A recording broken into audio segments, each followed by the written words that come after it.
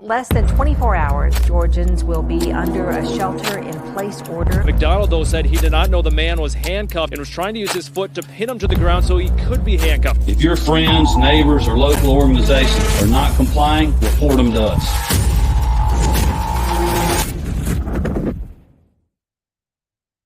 Howdy, y'all, and welcome to the Free Georgia Podcast. My name is Jake Green. Welcome to episode number 36. Let's start off by saying, if you find this episode interesting, informative, if it intrigues you, if anything we talk about worries you or makes you think of an idea for a possible solution to what we're going to talk about today, please reach out to us. lpgeorgia.com is our website. You can reach out to me personally at podcast@lpgeorgia.com. If you go over to our website, we have tons of great information. There's lots of good resources and lots of good people behind a lot of those links that you can click on. I'd like to mention that we've got a Brush Fires speaking course that you can sign up for. It'll help you with public speaking. We've had a few people go through it, and it's been a wonderful, wonderful thing. We also have Range Day coming up, 2A Range Day at Osprey Shooting Solutions from Edgar Mills, $50 for the day. Go to our website. It's a little link at the top, and it's in Rome, Georgia on July 29th from 11 a.m. to 3 p.m. We did it last year. It was a blast. A lot of people showed up, had a great time, learned a lot because Edgar is freaking knowledgeable as crap. He's just extremely knowledgeable dude, good dude, and it's a friend of the party. So going over to lpgeorgia.com and you can learn about all this stuff along with a whole lot more. With that being said, today we have Miss Elizabeth Melton joining the podcast today. Elizabeth, how are you doing? I'm great, thanks. Awesome. You have a little pet project or a couple that you've been working on. What can you tell people what the Banish Big Brother project is? Well, a few months ago, I was actually on the podcast and we were talking about the Smart Cities initiative that's happening in cities all over the country. And one thing that I found as we started spreading information about this is that people kind of feel helpless. They see this and they're like, okay, so they're doing this, but what can I do about it? I'm only one person. And so the Banish Big Brother project is a way for people to come together in their communities and look at this smart city stuff and just basically like an action plan to get together with other groups and say, well, what do we want to do about this? And there are lots of different options and lots of different ways that you can handle this. You could do something as simple as demand that your local city put whatever they're doing on their website so that everybody can access it and see exactly what they're doing and what kind of information they're getting. Or you could, if it's not in your community yet, try to stop it from coming into your community. So it's not really an all or nothing thing. There are little steps along the way that you can take, but everybody can do something to try to limit this, if not get rid of it. Heck yeah. Completely agree. There are just so many little things you can do along the way, even in just your personal life, to help mitigate some of the things that are coming down the pike with some of this massive surveillance stuff that they have coming to each city. If someone were to enter their email address into our website, banishbigbrother.com, what would they start receiving? What would they get as far as communications?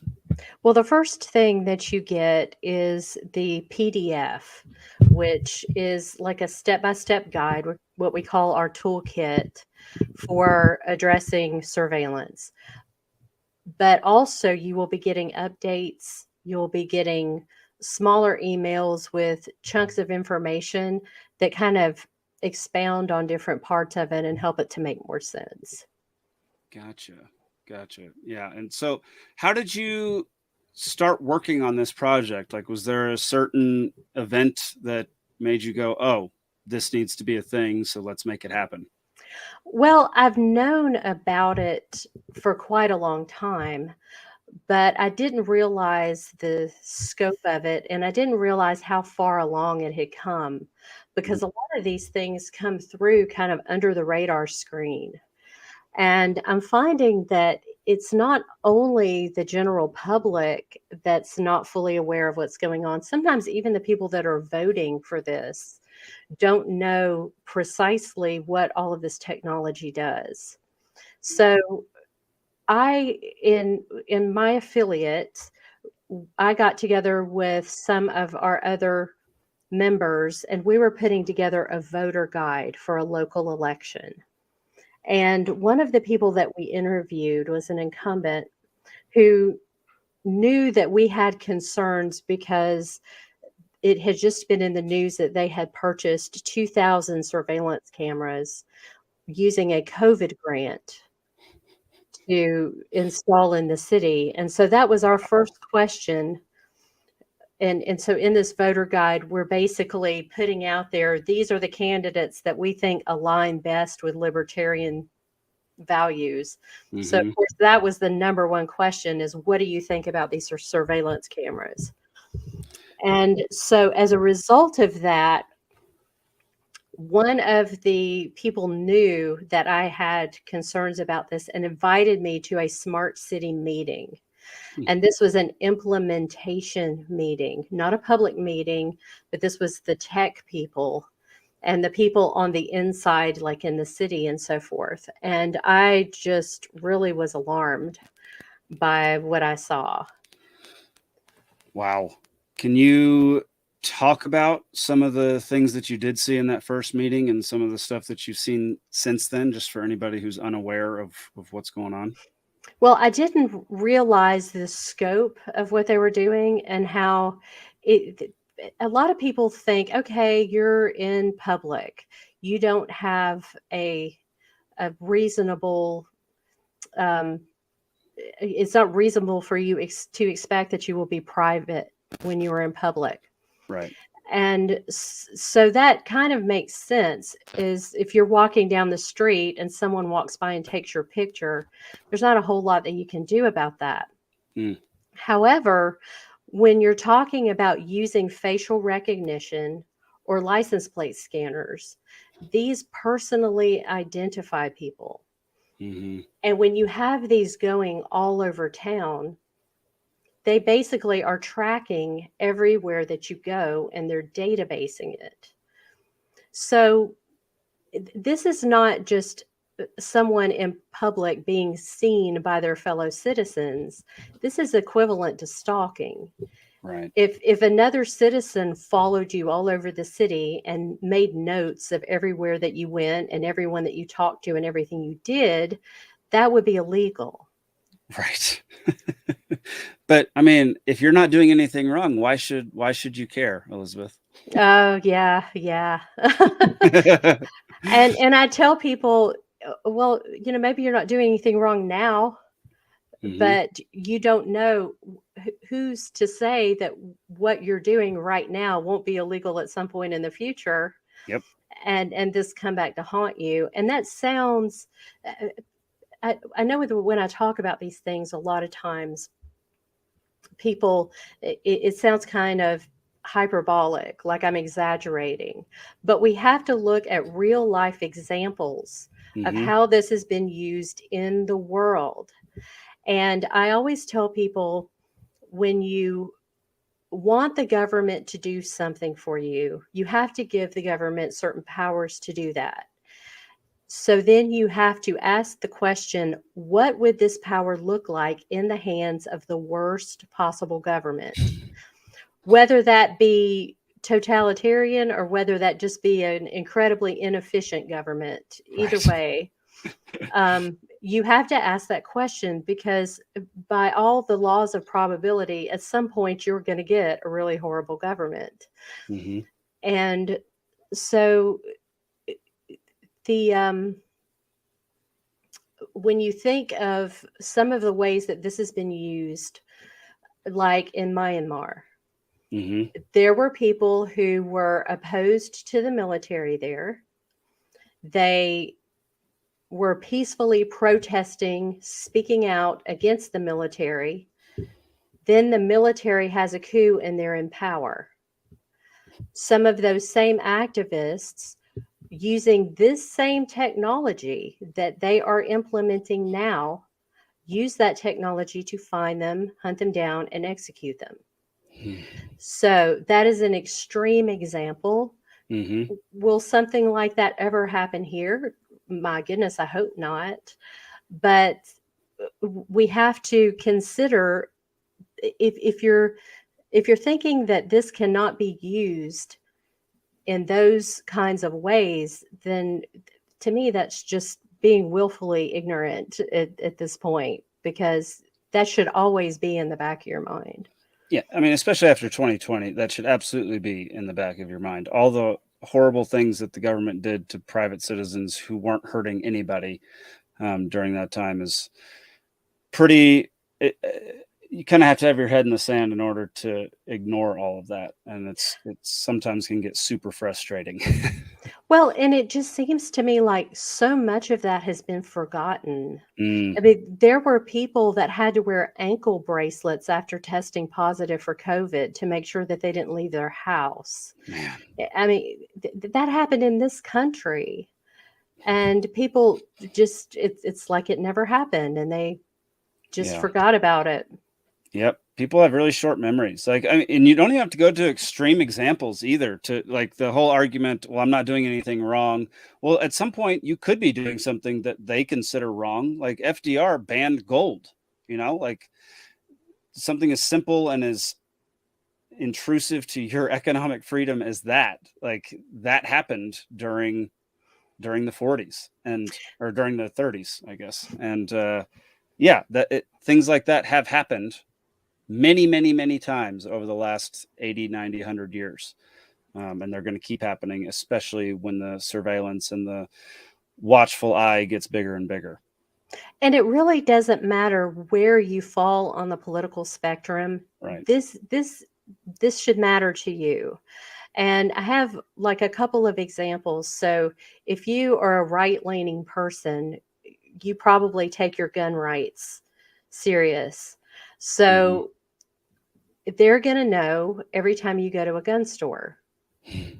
And when they start marrying these databases together, because there are a lot of places like in Cobb County, they are just rolling out an initiative to get people with private cameras to join them into the system. So that means if there are private cameras, they could even be keeping track of what you're purchasing. And if you add like the CBDCs, then they see your actual transactions. So all of this is coming together. It's called the mosaic effect. So in the same way, a mosaic, if you see one tile, it doesn't really tell you a lot. But when you zoom out and you see a lot of little tiles, it makes a big picture.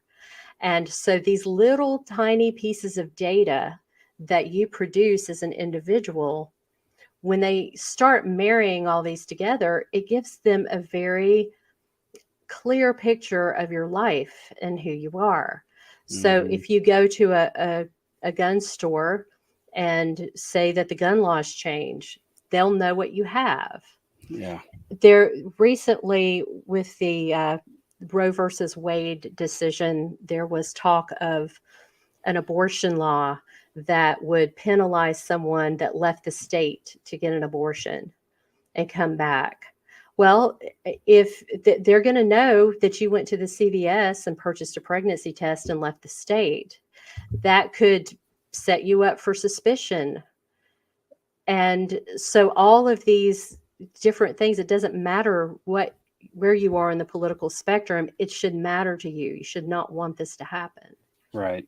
Yeah, that absolutely makes sense. And as well as like just if let's say the Democrats are in charge right now, you're a Democrat and you're all for some of these things because you don't like what the Republicans are doing. Well, as soon as the Republicans get in power, they're going to use the exact same things against you.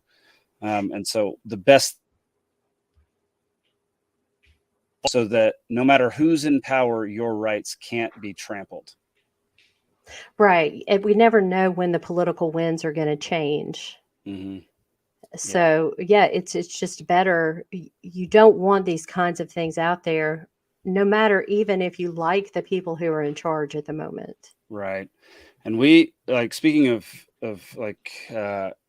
government interacting with private citizens and using private cameras for surveillance, we talked about an article on Liberty Libations where a guy in the UK had his smart home shut down because a delivery driver thought he heard a racial slur over the intercom, over the Ring doorbell. And so he had his whole Amazon smart home shut down because a delivery driver thought he heard something. Right. I don't think that people really have an appreciation for exactly how valuable your data is. Mm-hmm. And so it's just like all of the pictures all over social media. Clearview AI, which is a company that helps to drive a lot of this facial recognition software, it regularly scrapes social media Mm-hmm. to get images for people. So think about that, where they do the 10-year posts that people will put up. This is what I looked like 10 years ago, update Right. it. Well, they're getting updated information while you do that. And so I know a lot of people, they think that I'm a little extreme because I don't put my picture out there. Mm-hmm. And to me, that's part of my data. That's valuable. It's a valuable thing that I possess. And so I'm very particular about who gets that data. And so every time you go to a grocery store and use a rewards card or whatever, at least in those situations, those people are giving you something in return for your data. Any social media or Google or whatever that you use is free. It's not really free. You're exchanging your data Mm-hmm. for that because it's something valuable. But when you're out walking around in your community, they're getting all of that data for free. You're not even consenting to it. Right. And most of these companies, the technology is owned by corporations that are in partnership with the government. So they're still getting your data for free. Right. But in this case, you're not even getting anything in return, like a store discount or, free social media. You're getting things in return. It's just things you don't want. Well, yeah. Good point. What's the quote? It's if something is free, then you're the product.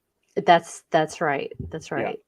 Yeah. And that applies so much. I think, one of the things that happened was, like, technology of today came so quickly that no one really had time to adjust to it and understand that every single bit of information that you put into a computer is valuable and can be used for you or against you, and can be valuable to you. You can, there are certain companies out there. I know UBDC, I can't remember the name of it. But UBDI, they used to, basically, you were able to say, this data is okay to sell and I want a profit share from it. This data is not okay to share. And you connect it with all your websites, everything that you do online, and it will cut off certain sources from knowing certain things about you and knowing parts of your data. And there are services like that popping up now, which are going to become really valuable as people start to learn that their information is a valuable asset. Yeah, and the sooner that people realize this, the better. Mm-hmm. And anything that you put into a cloud, you don't own. Correct. And so the Medicare, I guess, is sending out all of these free bracelets for all of the older folks to wear so they can keep track of their heartbeat and their oxygen levels and all of this stuff. And it all goes into a cloud. And Yuval Harari, who he's, for those who are not familiar with him, he's kind of an interesting person because he's out there while he's pushing all of this, he's at the same time warning us what's going to happen with it. But he's like, if you're in North Korea, you listen to the great leader give a speech, you're wearing this bracelet, you can sit there and you can smile and you can clap and pretend that you like it. But if they have that data with your heartbeat and your respiration and all of that, they know your true reaction. And again, that's an extreme example, but it's not out of the realm of possibility. Yeah, you're darn right. So with this Banish Big Brother project, when they get the toolkit, what's the first thing that someone could easily do to start fighting against this whole surveillance state? Well, they could get in touch with us for one thing, because then we can offer them support. And then when we work together with other communities, that's also helpful. But one of the first things you can do is just file an Open Records Act request in your community and find out exactly what they have and what they're doing with it. Yeah. And this isn't just limited to major cities like Atlanta. It's going to be smaller towns and communities. Is that correct? So the first rollout was with the big cities, but now the second, what I call the second tier cities, it's already in all of those as well. So if you live in a good sized city, even if it's not a huge metropolitan area, you already have this. Now they are in the process of rolling it out to some of the smaller cities. But the goal, they expressed in this meeting that I attended, that the goal is to have 500 smart cities by the year 2025. So if you do the math, that's around 10 per state. So if you live in any city of any size, you're going to be in somewhere in the development process. So how do things like this pass? Like, do things like this have to go through a voting procedure of your, local city council, or can the local police department just start implementing things like this? So it varies. Some police departments and law enforcement agencies can get grants so that they can get all of this technology for free. And in some cases they do this and the elected representatives have no idea. In other cases, the cities, whether it's the county commission or a city council, they do vote on it. But in some of those cases, even they are not 100% aware of what they're voting for. They haven't done the research. And there's this tendency whenever somebody gives you a grant, it's like, oh, well, this is free money. Let's just take it. And they don't even look into what they're doing with the money and whether it's a good idea. It's just this attitude that if it's free, we should just automatically take it. Yep. That's one of the biggest problems is people don't like free money is hard to turn down, and free money is never free money in the end. Exactly. And almost all of this is being funded through grants. Right. There's not a lot of taxpayer dollars used to implement it. Now, some of the things like some of the smart street lights, there was a question as to why are these costing us so much more to run these smart street lights? They're LEDs. Shouldn't they be less expensive? And this is something that came up in my city council. Well, it's because they're loaded with surveillance. And the city council members didn't know that. But now they're already in place. Yeah.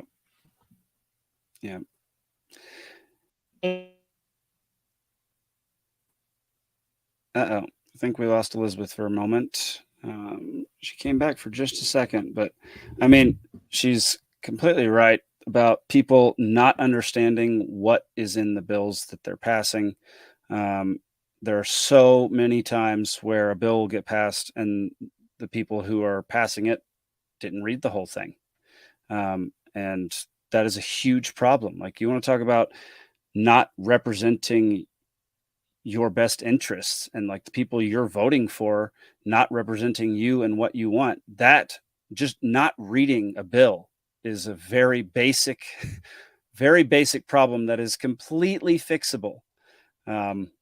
It's just kind of, it's unfathomable to me that you're in charge of telling people what they can and can't do, which I think is bogus, but you're in charge of telling people what they can and can't do, and you're not even going to read the entire bill and strive to understand it. That is unbelievable to me. All right, Elizabeth, you're back on. Sorry about that. That's all right. That's all right. I just picked up where you left off. I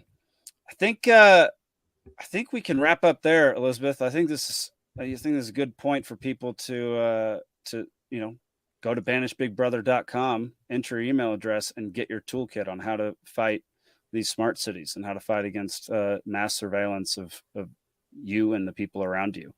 Well, there are a couple of things coming up, and Sweet. one is on July the 17th. Okay. I'll be giving a presentation on all of the technology, exactly how it works, some of the drawbacks. And that is sponsored by our Gwinnett County affiliate. And that will be at St. Michael Independent Old Catholic Church in Loganville. Okay. Awesome. And then in the fall, we are doing we're calling it the Banish Big Brother pub crawl. Nice. Which is going to take place in Savannah. So Savannah, perfect place for that. Yeah, Savannah has an unusual situation in that they can't just go and speak at their city council. The city council has to vote on whether or not they want to hear what you have to say. So they're kind of limited as to getting their voice out. So we've decided that we're going to do the pub crawl there. And so we hope that people will come and join us. We're going to be wearing like masks and clothing that's the clothing like with faces on it that's supposed to thwart the facial recognition. Right. And then we'll have signs and stuff, and we'll go around to some different pubs and also do a tour of the surveillance, just point out cameras and things like that. And hopefully get a lot of people asking questions and saying, hey, what are y'all doing? I'm picturing a bunch of oddly dressed ninjas walking around town pointing at streetlights. Exactly. And so these are the kinds of things that will help bring attention to the problem. It's like, okay, if you won't listen to us one way, maybe you'll listen to us another. So that we don't have a date for that yet, but it should be in the early fall. So if anyone wants to follow us on Eventbrite or just tune in to our website and keep looking, we'll have a date out soon. I love it. Well, Elizabeth, thank you so much. I really appreciate you doing all this work and fighting, these things that almost no one has heard of. I didn't even know about them until you told me about them, last year. So I think it's super important work, and I think more people need to understand what's going on without them realizing it. Well, thank you. Thank you for having me. Absolutely. And y'all go to banishbigbrother.com, enter your email address, get on that email list so that you can get updates. And we're going to, like Elizabeth said, there's going to be events. And you can go to lpgeorgia.com for a lot more information on the Libertarian Party of Georgia, as well as events that we host, like Range Day and the Brush Fires public speaking and all that kind of stuff. Yeah, I think that'll do it for today. Thank y'all for tuning in. Be sure to tune in to Liberty Libations every Thursday night at 8 p.m. and come back for more Free Georgia podcast next Tuesday. Elizabeth, thanks again.